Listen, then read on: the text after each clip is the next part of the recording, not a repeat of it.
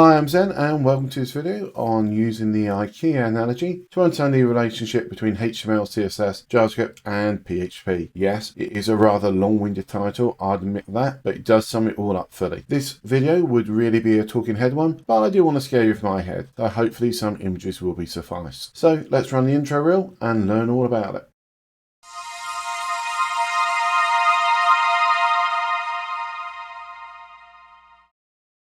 The reason for this video is simple. Over the years, I've had many students that have already done some form of web design, maybe in a previous school or just been learning for fun. And that is absolutely great. But when I ask them to explain the difference between HTML and CSS, most of them just don't have a clue. Either they do not know at all, or they have no way to actually articulate the difference. So this video is to plug that knowledge gap. And in my opinion, is a fundamental thing that people who are starting web design and are looking at programming websites need to understand before they start embarking on the coding itself. So we are all aware of Ikea, the land of Swedish meatballs and minimalistic style furniture. Now, as we are walking around Ikea, we find a piece of furniture we like. Say, for example, this wardrobe. Then when we look at the price tag, we faint, but once we got ourselves dragged off the floor and we decide we're going to buy it and have it delivered to our house. When we get home, we wait patiently for the delivery, and when it comes, it isn't what we expected. It is not a huge box with a single wardrobe inside. Instead, there's quite a few boxes, maybe not as nice as these, but the boxes combined look too darn small for our wardrobe. Now, has Ikea made an error and sent us something different by mistake? Nope, it's Flatpak. We open up the boxes and we find a whole bunch of screws, wooden dowels, some glue and a bunch of wood, and maybe some metal poles and a little manual. Now, at this stage, you might be thinking right now, what the heck has this got to do with web design? Well, this is very like web design, believe it or not, bear with me. You see, everything we need to make our wonderful wardrobe is here.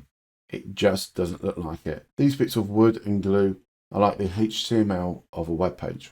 You see, the HTML of a web page holds all of the content, all of the text and the links to the images and videos that we may have on our web page.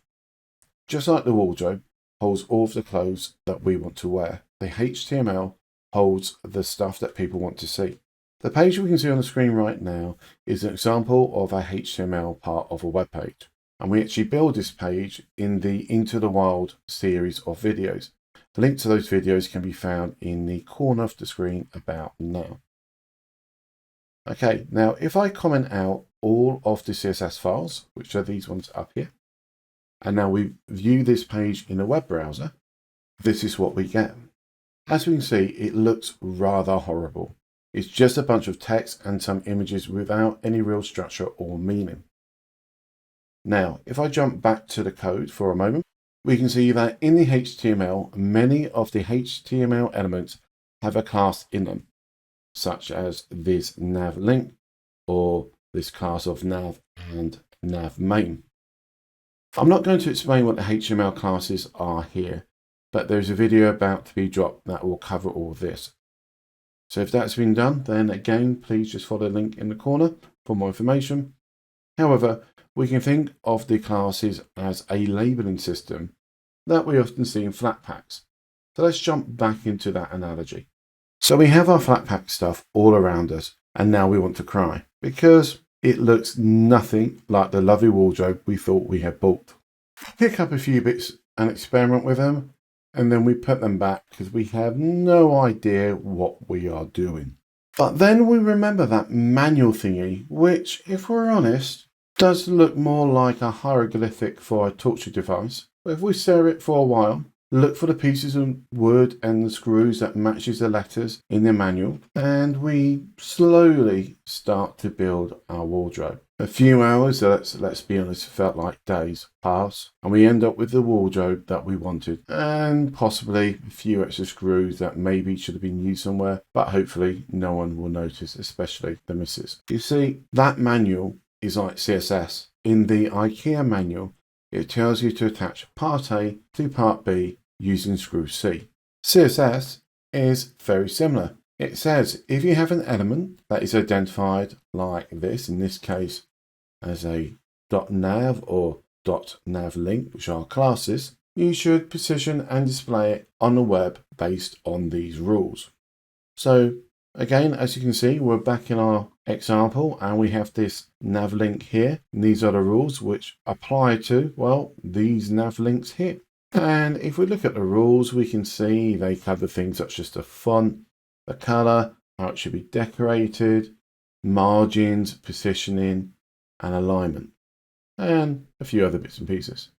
Of course, there are a lot of other rules for all the other parts, and when we connect them all together, we get a nicely formatted page. So if I go and relink up the CSS files, save the page, and hopefully still be able to view it, there we have a lovely formatted page. Well, at least I think it looks nice, but then I didn't go to design school, so what do I know? So to recap, the HTML is the content, and the CSS controls the placement and the presentation of the content.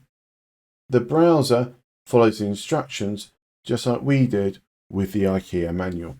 A lot has changed over the last few years with the updates to the specs of HTML, CSS, and JavaScript itself, but if we keep to the classic scenario, the use of JavaScript makes sense. So again, HTML is the content, CSS is the presentation, JavaScript is the interaction. In our Ikea wardrobe analogy, JavaScript would be these doors and the handles and the drawer runners and the hinges. Yes, it's true with the CSS3 plus specs, we can do a lot of animation with just CSS, including limited slideshows, and there's a tutorial on that coming soon, by the way, so keep your eye out for that, as well as the card flip animation like we see here.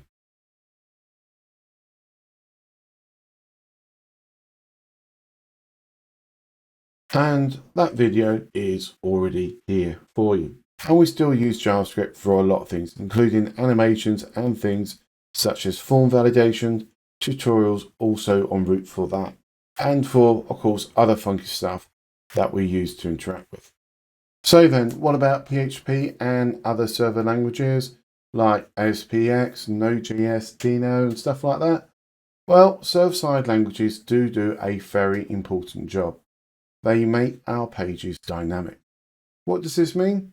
Well, let's just say you make a website with HTML, CSS, and JavaScript, and you make a backup of your website and whack it on a pen drive.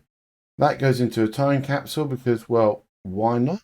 And somehow that time capsule makes its way into a space capsule and gets sent out into space. A million years pass and the space capsule gets picked up by an advanced alien race. They find the pen drive, they decipher it and display it on their 5D projector. And the website will be exactly as it was when you made it.